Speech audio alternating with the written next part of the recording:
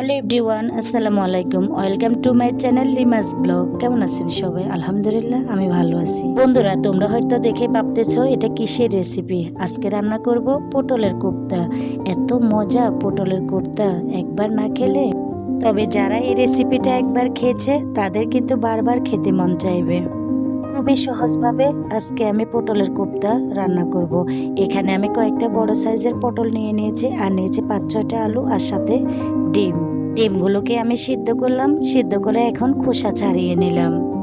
আর হচ্ছে পটলটাকে আমি সুন্দরভাবে কেটে নিলাম। দেখো, একটা পটলকে আমি 2 পিস করলাম। পটলের খোসাটা রাখার কারণে দেখতে কিন্তু অসাধারণ সুন্দর লাগতেছে, তাই না বন্ধুরা? এরপরে হচ্ছে আলুগুলোকে আমি ছুলে সুন্দর করে গোল গোল করে নিয়েছি। আলুগুলো কাটবো না, এগুলো সম্পূর্ণ আমি গোটা গোটা রেখে দেব। এরপরে আমি কিছু মশলা অ্যাড করব। এখানে হচ্ছে পেঁয়াজ, কাঁচামরিচ আর হচ্ছে টমেটো। এগুলোকে আমি ব্লেন্ডারে ব্লেন্ড করে নেব। তোমরা কিন্তু কোপ্তার মধ্যে টমেটো দেওয়ার চেষ্টা করবে। টমেটোটা যখন ব্লেন্ডার করে দিবে তখন দেখবে এত সুন্দর গ্রেভি হবে, ঝোলটা খেতেও কিন্তু অনেক মজা। এবার আমি এগুলো ব্লেন্ডার করে নিই। এখন একটা প্যানের মধ্যে আমি সামান্য পরিমাণে রান্নার তেল দিয়ে দিব। এর মধ্যে হচ্ছে পটলগুলোকে ভেজে নেব।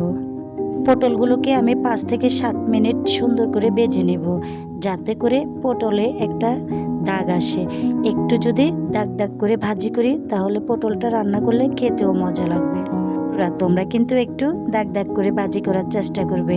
এই পর্যায়ে আমি দিয়ে দিলাম ডিম আর হচ্ছে আলু। এগুলোকে আমি একটু দাগ দাগ করে ভেজে নেব। পটল, ডিম, আলু সবগুলো ভাজা হয়ে গেছে। এখন একটা মশলা তৈরি করব।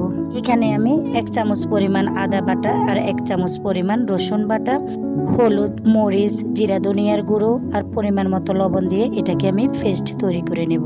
আমি এখানে 1 চামচ পরিমাণ মরিচ দিয়েছি, যেহেতু আমি ব্লেন্ডার করে কয়েকটা কাঁচা মরিচ দিব, সেজন্য আমি মরিচের পরিমাণটা একটু কমিয়ে দিয়েছি। তোমরা ইচ্ছে করলে বাড়িয়ে কমিয়ে দিতে পারো। এখন আমি সামান্য পরিমাণ পানি দিয়ে একটা পেস্ট তৈরি করে রেখে দেব। এতে করে কিন্তু মশলাটা আরও দারুণ হবে, খেতেও কিন্তু খুবই সুস্বাদু এবং মজাদার হবে।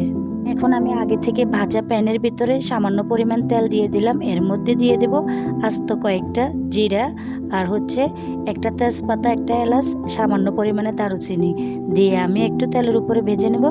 এই মশলাটা আমার ভাজা হয়ে গেছে। এখন আমি যে মশলাটা পেস্ট করে রেখেছিলাম সেটা দিয়ে দেব। মশলাটাকে আমি 5 থেকে 10 মিনিট ভালোভাবে তেলের উপরে ভেজে নেব, যাতে করে কাঁচা গন্ধটা না থাকে।